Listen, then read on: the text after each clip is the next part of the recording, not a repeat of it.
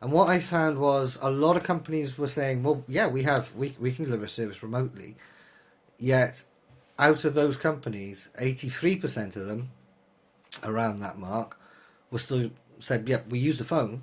Only 20% of them, in fact, just under it was 19%, it's burned into my memory, were using augmented reality. So I don't think much changed except for people kind of suddenly going, how do I've got to fix my customer. Oh, right. Yeah, you see that dial over there? Turn that.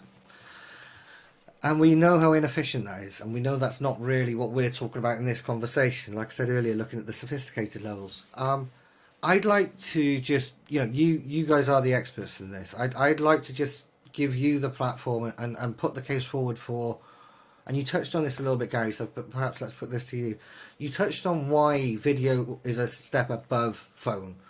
But I don't think it's comparable to say like the leap from phone to video.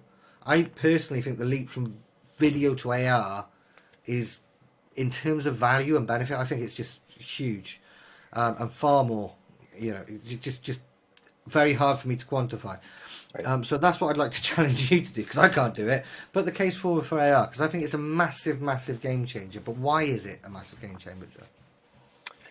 Yeah, augmented reality certainly has been a game changer. If you don't mind, I want to tell two stories to Sure. kind of tie back to the key performance indicators that Evans was just talking about.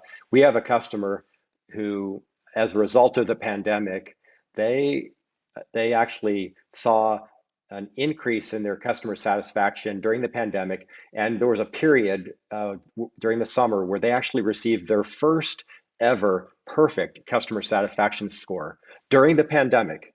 And so I found that really remarkable because you'd expect that, that things are bad during the pandemic, but they were using Help Lightning. Their customers saw that they were going above and beyond. That the best expert that they had at the company was now available to help them. They didn't get the guy who was just local. They were getting the best guy that the company had who was available to help them solve their problem. And they were still solving problems, even though they weren't able to travel internationally. They couldn't even travel locally. They couldn't come into the business environment. So that was really remarkable. Can you imagine the first ever perfect customer satisfaction score during the pandemic, when you would expect things to be chaotic? The second story, which is equally compelling, I think, is we have a customer who reported that they increased their services revenue by 20% during the pandemic. Now, most organizations think we're in a pandemic, we may have to lay people off, our revenues are going to be down, we're going to be struggling, how are we going to continue to provide service?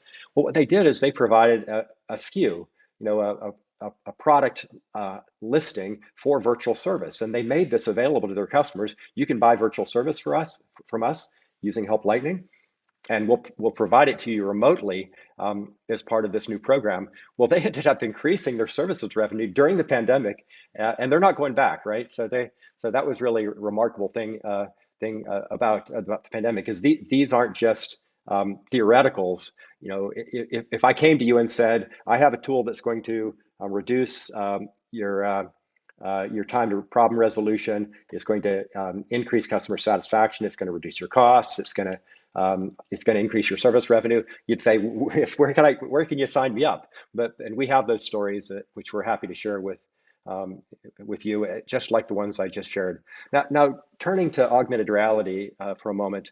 I mean, nobody's begging to go back to the telegraph, right? I mean, and in fact, most of the younger generation, they've given up on phone calls. They don't even like to make phone calls.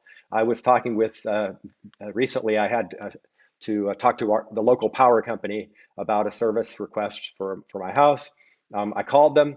The queue was too long for the voice. They couldn't get me in touch with the representative.